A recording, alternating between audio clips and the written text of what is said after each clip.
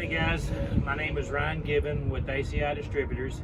I'm a service rep. I'm responsible for training and service for sales and service for all of the ACI territory along with a couple other guys. I did a video a few years ago about the Mark III McHale baler and the net system. It's way overdue doing one for the Mark IV series. I'm going to go through, talk step by step about what each part is and what they do, and I'll point them out, and we'll eventually hook the thing up and get it running and show you that net system moving. We want to do that really before you go to the field every time, is check your net system, make sure that it works and runs properly before you go to the field, before you put hay in it. Because if it doesn't, there's no reason to go to the field. Get it working in the barn and then go to the field.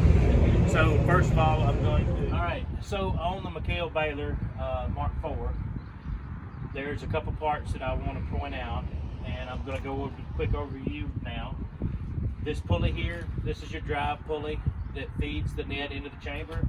It is a one-way pulley.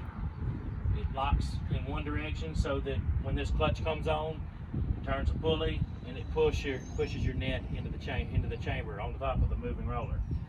You're going to hear a lot about the moving roller. The moving roller is this green pulley right here. This green pulley, basically that moving roller is what puts the net into the chamber to be picked up by the bale. Once the net is picked up by the bale, this overrunning bearing here lets this freewheel, and it pulls the net into the chamber onto the bale. This moving roller must turn. It should turn freely, and it should turn, and you should always check it at the beginning of the season. You can loosen it up by hand or with a wrench to get it moving if you need to. The quick way to do that is to take the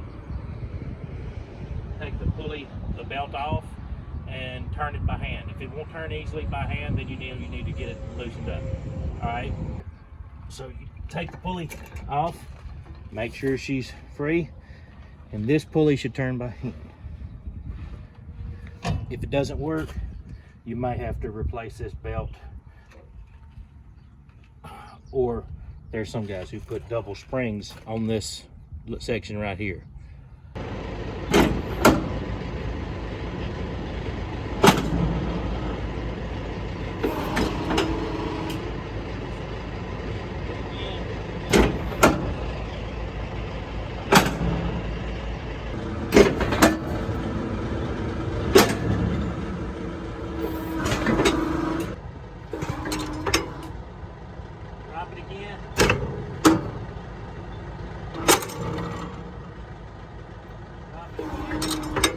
Okay, so I'm going to talk about what I was doing to check to see if the net system was working properly. What I was doing when you were seeing those motions move is when I hit the net button that normally feeds net when you're in automatic mode, and when you hit that button, that's going to release the pressure on the moving roller, and you will see that this little black and white circle here remains black and white. Now, my moving roller has moved back, so it's in a place ready to tie. Now, when I get ready to cut, you'll want to hit the scissor button, and that scissor button will show that little black and white circle turning white. Whenever that black and white circle is white, your net knife is down, and the machine will not try to tie. So, oftentimes the moving roller, or the bill hook doesn't reset properly, and when it doesn't, that will turn white while you're baling, and when that happens, you know without a doubt you're going to mistie the next one unless you manage to reset it and turn it black and white again.